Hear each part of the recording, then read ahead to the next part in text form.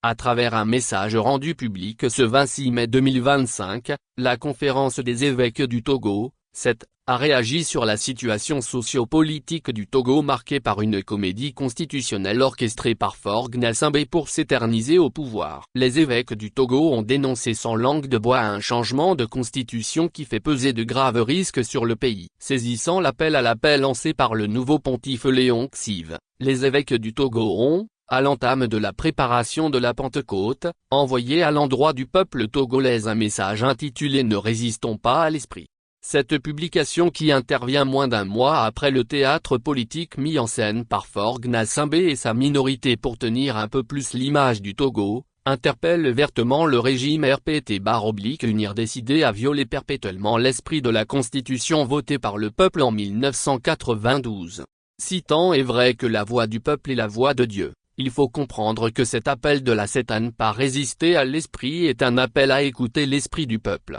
Les évêques ne sont d'ailleurs pas passés par quatre chemins pour exprimer une énième fois leur profonde inquiétude face à l'évolution de la situation socio-politique du Togo. Il leur a paru important de rappeler à l'opinion nationale et internationale l'appel lancé à Faure Gnassingbé de surseoir à promulguer une nouvelle constitution adoptée par une assemblée nationale en fin de mandat. Hélas, ces appels n'ont pas été pris en compte, constate la CET. Pendant que le régime RPT-UNIR s'illusionne dans une propagande de sa 5e République imposée sans aucun dialogue national, la conférence des évêques a mis à nu l'état d'esprit réel des Togolais, forte crispation, lourdeur dans les cœurs, frustration générale provoquée par des conditions de vie précaires. Partant de ce constat, les évêques tirent la sonnette d'alarme, le pays court un risque en couvrant les frustrations car une nation ne se bâtit pas durablement sur le silence imposé, sur la peur suscitée et entretenue, sur le mépris de la voix de son peuple ou encore sur un entêtement à faire croire au peuple,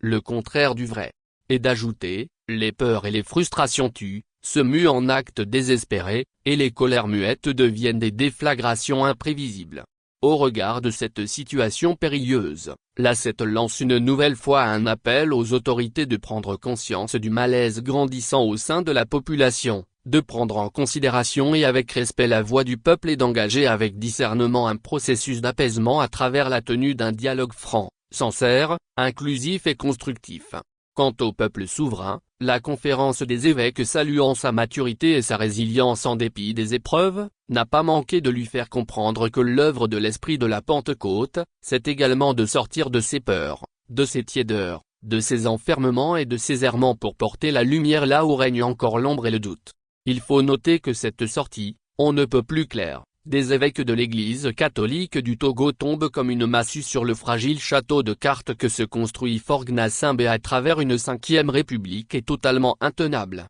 Et reste à savoir si Faure Gnassingbé ou même les responsables de RPT-UNIR qui aiment occuper les premières places dans les temples vont se soumettre aux évêques ou plutôt demeurer dans leur position de résistance à l'esprit. Kossi Lamba. Source, l'alternative.info